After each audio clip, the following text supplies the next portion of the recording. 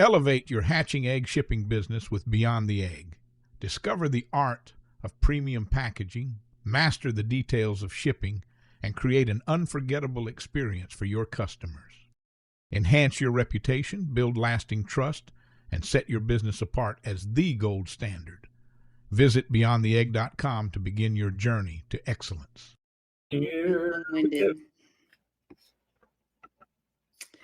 Hey, poultry nerds, we are back today with a listener request. We're starting to get more of those, and that makes it easy and exciting to come up with subjects. I mean, I'm going to be honest. I really enjoy doing the podcast, but sometimes, like, the hardest part about it is what do we talk about? Yes.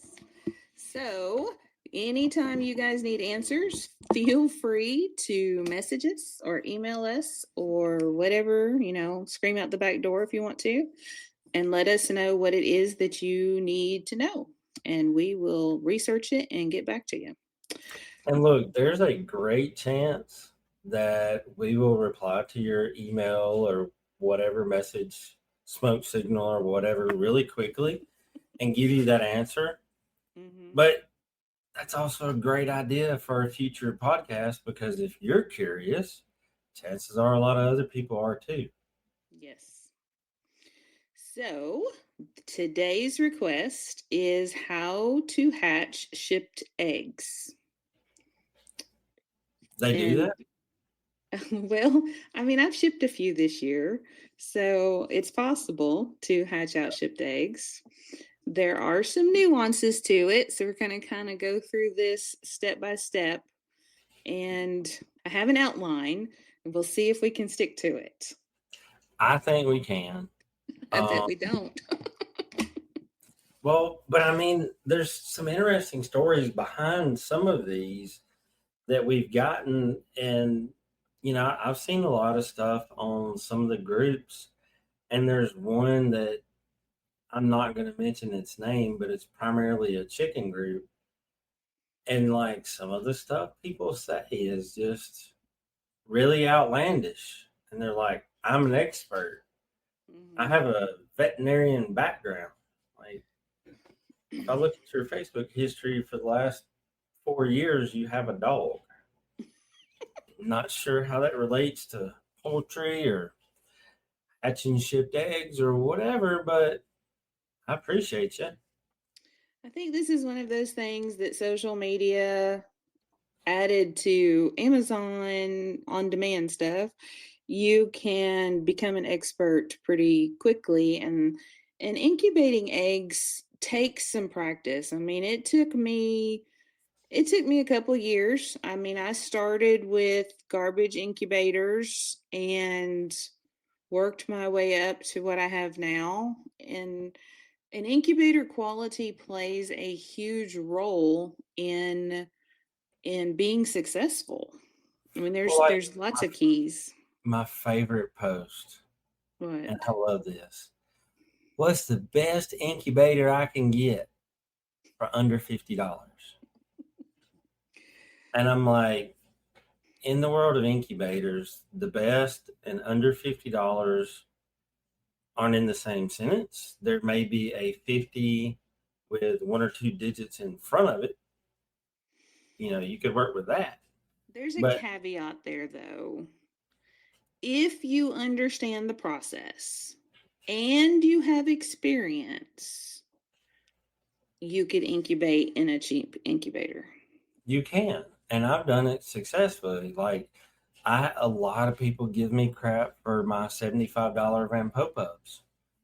But, when Terry showed us how to use that on Katernick's Corner, I was like, hey, here's a cheap one for projects. I can use this for small batch test hatching, because, the way I look at it, if a lot of my customers are using something like this, then, if I put a set of eggs in it every so often and try it, then that lets me know, hey, I don't need let's not admit how much we spend on our incubators. This one will work. So I use that for testing. And if you follow the instructions that come with it, which for some that might be a crazy stretch. Be careful. But because when I got this Van Popos, it was, they come to the styrofoam. And my first thought was, let me chunk it. But if you actually read the instructions, it tells you to set it over the dome because it helps insulate it so it can regulate the temperature and the humidity better. So, I mean, I know as guys, for us to read instructions is kind of tough sometimes, and there weren't any pictures with it. But you ordered some eggs, they arrived. What do you do? Well, let's back up for just a minute because there's a lot more that goes into play there than just ordering some eggs from Yahoo on eBay, which I'm on eBay, so I'm a Yahoo too. Okay, so first of all, you've got to make sure that the breeder you're ordering from has the proper genetics and that you're comfortable that they know what they're talking about. That they feed their breeders proper nutrition because the chick is going to grow with the nutrition in the egg yolk. Mm-hmm. And if they don't have what they need, they're not going to grow well. How is the shipper shipping the eggs? How are they packaging them? Because if they're putting them in a Ziploc bag in a bubble envelope, just, send us that money in that tip jar because that's about as good as it's going to get right there. And I have what seen about that. packing, using a regular egg carton like what you get from the grocery store with packing peanuts or sawdust? Yeah. I've seen wood shavings. Like somebody said, I had a bad hatch rate and I don't know why. And I was like, show us pictures of the process. And they were like, well, when I got the eggs, they look like this, and then this, and this, and this. They showed some pictures of candling and stuff. And I was like, you ordered. The problem is the way those things were shipped. I don't, because like when I read it, everything the person did, they did right. But they ordered eggs that were shipped in an egg carton and sawdust. So, assuming that you are satisfied with the previous checklist of genetics, nutrition, and shipping methods, now the eggs have been turned over to the post office or UPS, but you're not supposed to ship them UPS. So, are they thrown? Are they jostled? Do they go up in a plane? Do they go over a mountain? Because altitude matters.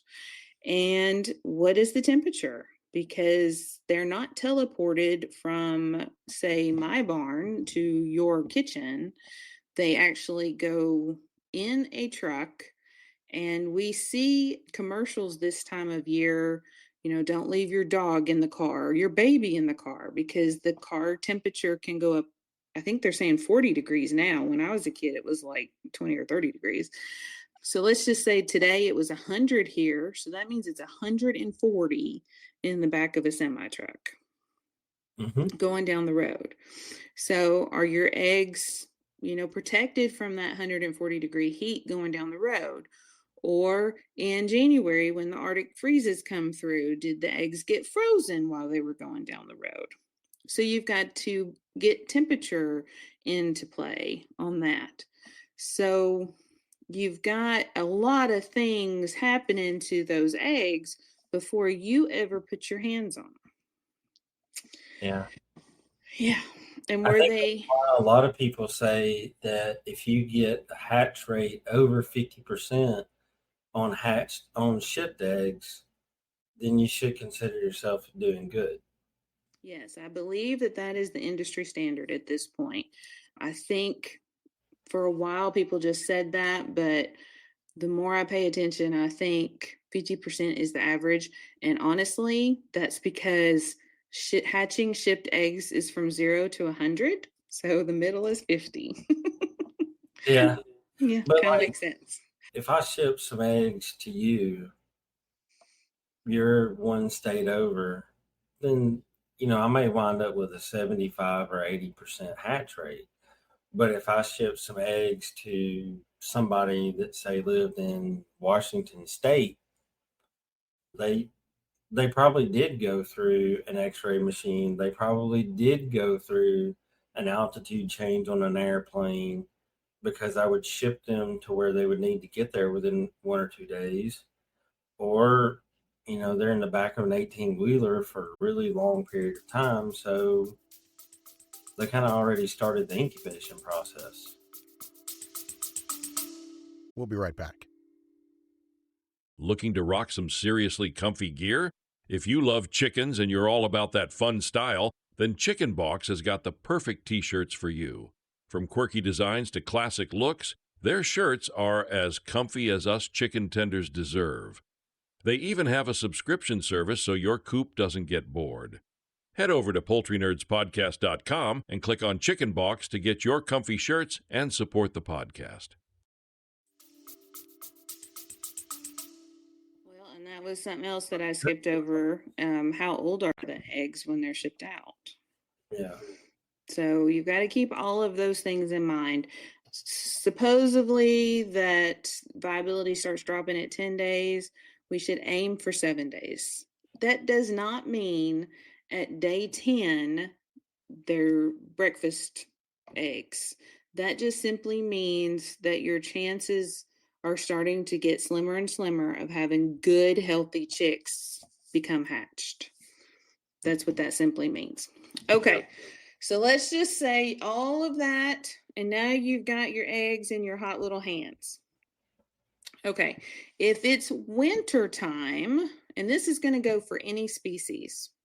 If it is winter time and it is cold outside, you are going to set the eggs pointy side down at room temperature for 12-ish hours. You're bringing them up to room temperature slowly. That's the point of this.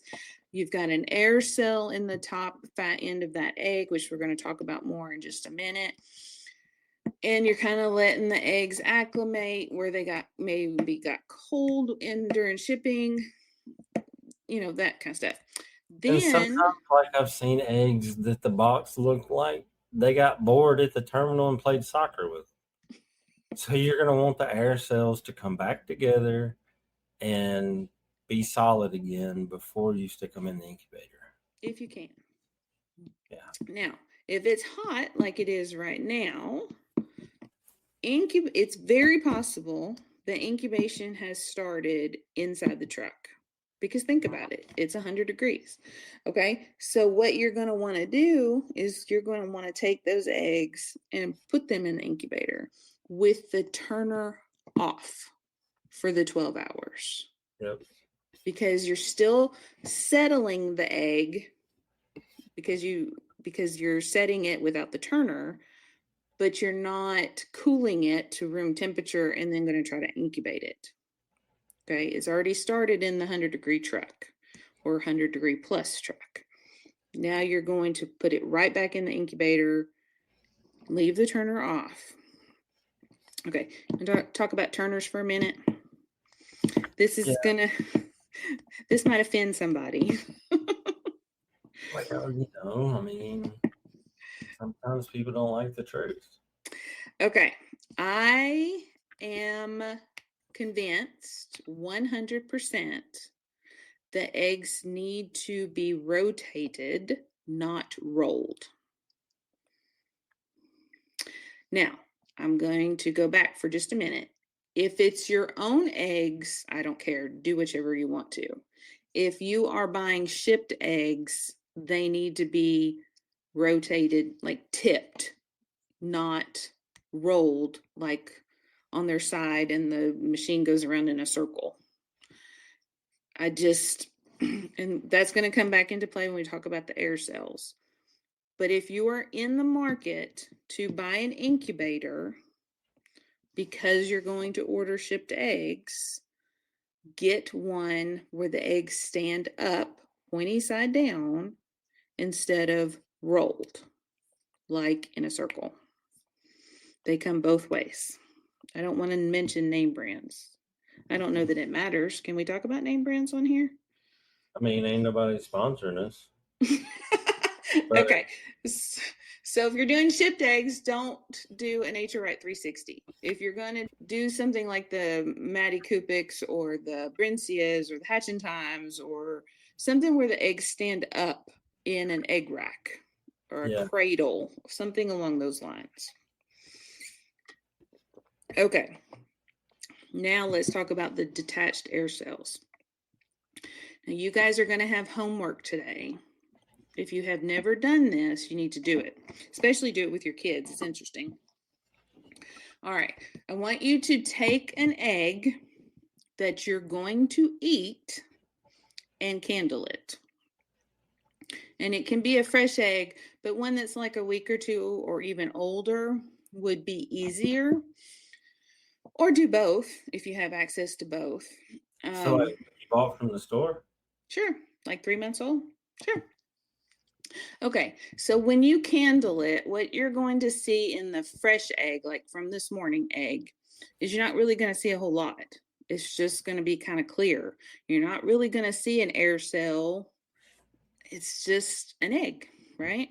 Yeah. Okay, if you get one that's like store-bought egg, it's a couple months old, you're going to see an air cell at the top because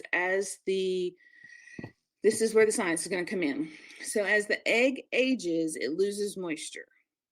And the eggshell breathes air, oxygen, carbon dioxide moves through that eggshell. So that membrane will shrink as the moisture is lost, and you end up with the air cell at the top. That's how it gets there. Right. Okay. So when you candle it, you're going to see it, and it's going to be about the size of a teaspoon, maybe. It's not going to be huge. It's going to be kind of small. Yeah. All right. Now, after you've seen it, you can even draw a line around it. If you've never done this before, the line with the pencil can actually be useful around the air cell. And you're going to notice when you tilt the egg, it doesn't move. It stays in the fat end. That's very important to the homework part. Okay, now after you've seen it all, you understand where the air cell is and everything. Now I want you to take that egg and I want you to shake the fire out of it. I want you to play what are those things that you shake and you're doing I can't remember what they're called. Caracas? Yeah, something like that. Pretend that you've got, would you say caracas? Yeah. Maracas. Something. So shake those things, I don't know, a good 10 seconds. Okay. Shake it like a salt shaker. There you go, salt shaker. And then candle it again. That is a detached air cell. A detached air cell. Mm-hmm. So you're going to see bubbles. You're going to see probably a couple, 3 big bubbles. If it slides all the way down on the side of the egg, that's called a saddled air cell on the side. And that has damaged the egg probably to the point where it won't incubate at all, because that's why I said do one that you're going to eat for breakfast, because you just scrambled it. Mm-hmm. But now you understand, you have a visual of what you're looking for. So now you take your shipped eggs and you're going to very carefully candle them. We are not shaking them like a salt shaker, or the word that we can't remember what it is.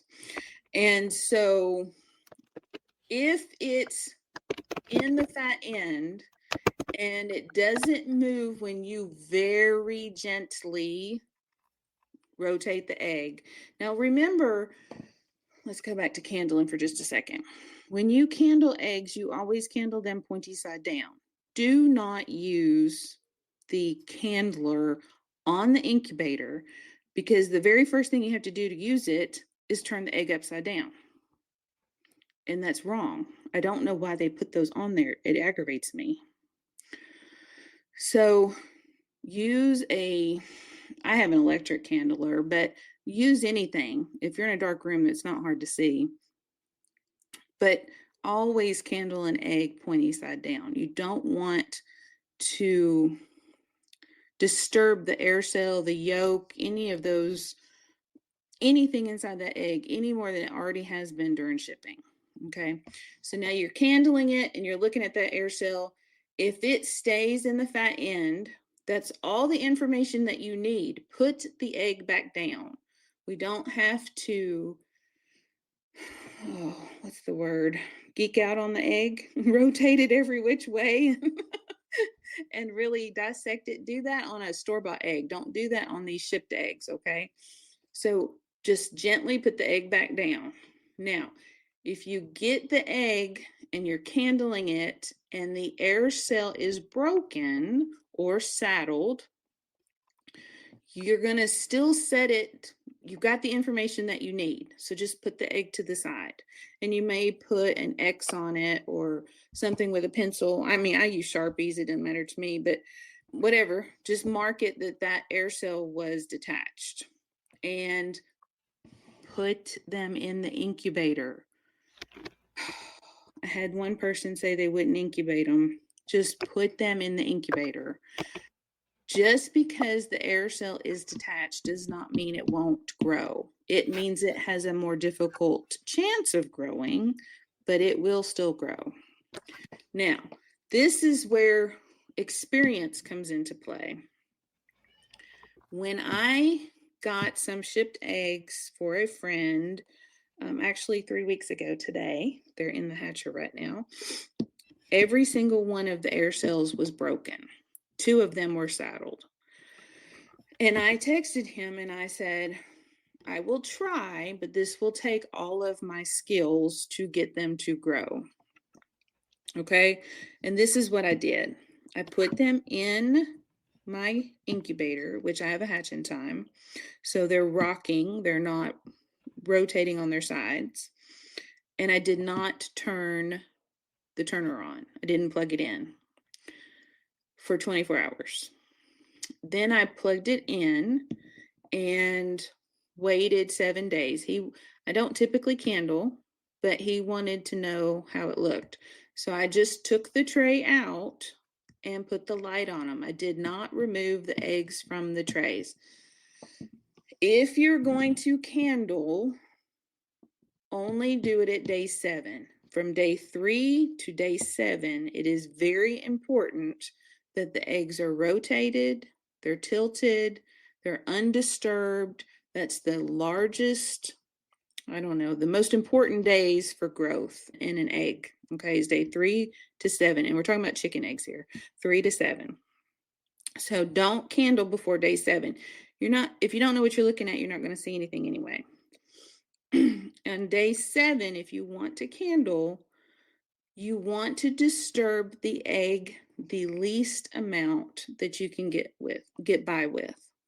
And that means not turning it upside down on top of that light on the top of the incubator. That means if you don't even have to take them out of the tray, which is what I do, just take my candler right on top of the egg, still sitting in the tray, and candle them. The only information that you're looking for is, do you see veins? Or do you see something that might explode? That's also useful information. It's a very rare occurrence. Your nose will not lie to you, so you're not going to miss it. We've all had that happen. Just back away slowly. Oh, if you ever do have that happen, just like our rabbit hole session here, if you ever do have a stinky bomb in there and it hasn't exploded yet, put your hand inside of a plastic bag from wherever, just grab the egg very gently and put it inside the bag, tie it up, because the second it gets any kind of pressure on it, like you set it on the table or something, it's going to explode. So take it straight outside. If it is oozing and it has stuck to the turner, you move all the good eggs and you take the whole thing outside and then you clean it and bring it back in. That's how you get rid of a stink bomb. Okay, where was I?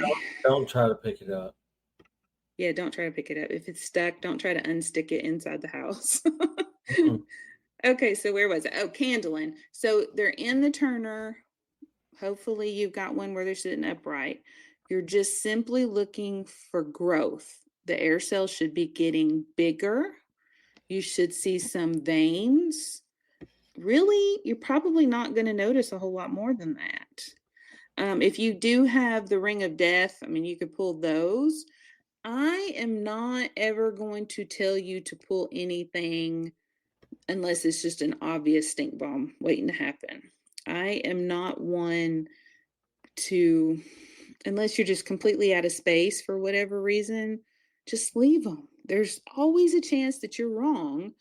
Just leave them in there. Okay, so don't bother them again until day 18. You've got them upright. Just let them do their thing.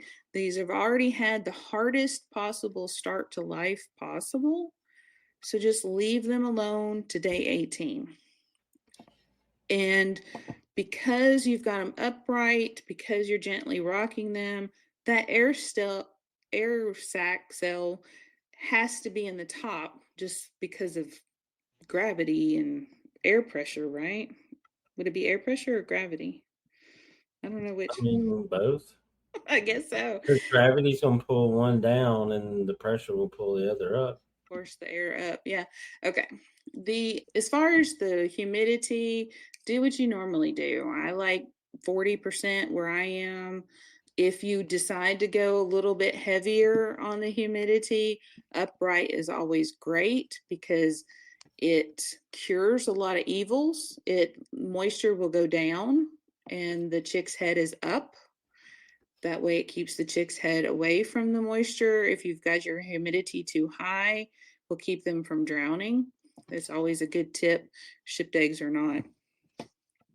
Okay, so now you're at day 18. And just so you know, these shipped eggs that I got in with all the detached air cells, I put 7 in the hatcher out of 12. So it is very possible to grow eggs or chicks on detached air cells. Okay, when I put them in the hatching basket, I still left them upright. I did not lay them on their side because you don't want that air cell to shift. The egg has already been damaged between the shell and the membrane. That's where the air is. I didn't want to risk the air moving away from where it needs to be for the chick to be positioned to hatch. So I took a plastic egg crate and cut it. Well, I mean, I keep one, but it's cut to 8 eggs. And I put it in the hatching basket, put them in there, and they're in the hatcher right now. They're destined to hatch here in a couple days. That's awesome. Yeah. And you can always hatch upright. And quite honestly, you know how I learned that they can hatch upright? You guys are going to laugh. Forgot to Move them to the hatcher. And had an oops moment. Yeah, those oops moments will teach you a lot of stuff. Don't change the humidity. Just go out there one day and oops, there's chicks in the incubator. Yeah, I've had that all crap moments. Oh, what is that noise? Oh god, I forgot to move them. And I open it up and like they're looking at me like, hey, there's some really hardy birds in there. And I'm like, all right, let's get you guys in the brooder. Yeah, I opened mine the other day and there was a turkey poult in the bottom of it. I guess the egg, she must have sat on the egg for a few days and it hatched about 5 days early before the rest of the eggs. Ruh-roh. So, you know, they're not hard. I think we tend to overthink things. I mean, if a chicken can hatch an egg, surely we're smarter than a chicken, right? Did I say that out loud? But here's the thing though. When and this is totally not fair, but when a chicken hatches eggs out in Mother Nature, things aren't perfect. The humidity fluctuates like crazy, the temperature fluctuates. You know, yes, she's putting a lot of her body heat on those eggs, but you got a lot of fluctuation there. And those are also some of the most hardy, best birds you can have is ones that are hen hatched. When you flip that over and try to put science into it instead of Mother Nature, you kind of got to be more consistent with the humidity and not let the temperature fluctuate as much, and it doesn't work out as good either. It's crazy. Well, let's see. What else did we leave out on shipped eggs? Use the same temperature that you would always use, 37.8 Celsius. I was reading, my pastime is to read science papers. Did you know that even a degree off can cause issues with the chick, like higher mortality or development issues? I've heard anything from higher mortality to early hatches or no hatches at all. So if they hatch, according to this paper that I was reading, if they hatch too early, then their growth rate will actually be harmed, like up to 6 weeks. So 37.8 is, yeah, 37.8 is ideal.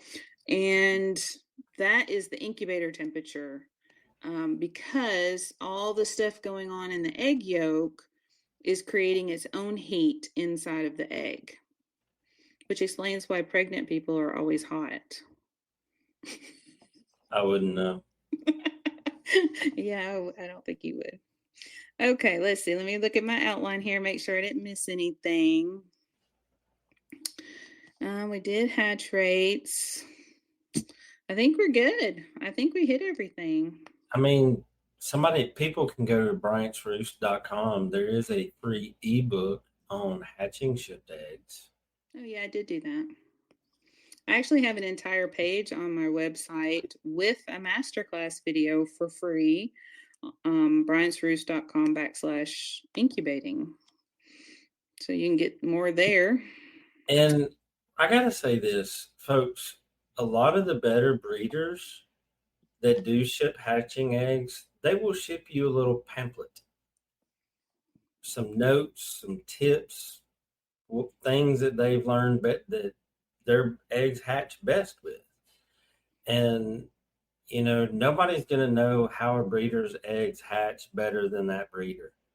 So if they send you a pamphlet, don't rely heavily on Google or a lot of the Facebook groups, because there's a lot of misinformation in a lot of those. Go with what the breeder said, or read the directions on your incubator. See what it says. Because practice on cheaper eggs. Yeah. Don't let your first set of hatching eggs be a $250 a dozen set of eggs. Well, oops. So you want to hear my story on my first shipped eggs? I mean, mine was $250 dozen hatching eggs. I was glad because the guy sent me 15 eggs and 12 of them did hatch. But I was told by a lot of people that was very stupid, because that almost never works out that well. Yeah. So when I was trying to get started with coachins, I ordered a dozen, nothing hatched. She sent me another dozen and one hatched. It lived for a day. It was very puny and had issues, and it died. So I had nothing to show for my hundreds of dollars. So I ended up buying a trio. It worked out better for me in the end. I do recommend people to start with live birds, like a started trio or something. Yeah, I mean, it depends on what you're doing. If you're just wanting some birds in your backyard and you don't care what they are, I mean, just try to find something local. But if you're trying to do a specialty bird, like the cochins, I had ordering in the trio was the best choice I could have made. It was spendy, but they were live, and I got so much off of them that it saved me money in the end. We actually did a podcast a while back about that exact topic, on what to start with and where to get your foundation. that people could go back and reference if they're looking at getting into a particular breed. Because we talked about some success stories and some nightmares. Yep. Oh, I did think of one thing that's not in my outline. Since shipped eggs are, let's say, 50%, always order double what you want. Yeah, if you have a certain number, like if you want to hatch out 12 eggs, go ahead and order 2 dozen. Yeah. And then assume that half of them are going to be males. Yeah. So if you want 3 hens, you got to order a lot. Look, I've had it happen where I've hatched out and had predominantly females and get really excited. And I take eggs from the same set of birds, and I'm like, I got a lot of hens last time. I'm going to get a lot of hens again. This is going to be nice.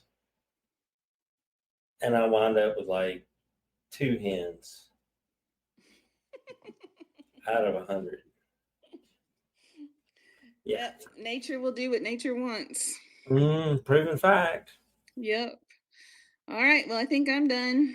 Yep. Be sure to give us a like and a follow. Click the notifications so you know when we let out a new episode on Thursdays. Subscribe. If you have any questions, you can email info@poultrynerdspodcast.com and one of us will get back to you. If you have any show ideas or anything like that, leave us a comment or shoot us an email. I will say this, we have been getting some fan mail on Buzzsprouts where our podcast is hosted. And unfortunately, we can't respond to those. I do not know why. Seems very dumb to me, but we can't respond. So if you would leave some type of contact information so we can get you those answers or email us directly, that would be a huge help. Mm-hmm. We need to turn that off. Yeah. Till next time. Bye. Thank you for joining us this week. Before you go, be sure to subscribe to our podcast so you can receive new episodes right when they are released. And they're released every week. Feel free to email us at poultrynerds@gmail.com to share your thoughts about the show. Until next time, Poultry Pals, keep clucking, keep learning, and keep it exciting. This is Carey signing off from Poultry Nerds. Feathers up, everyone.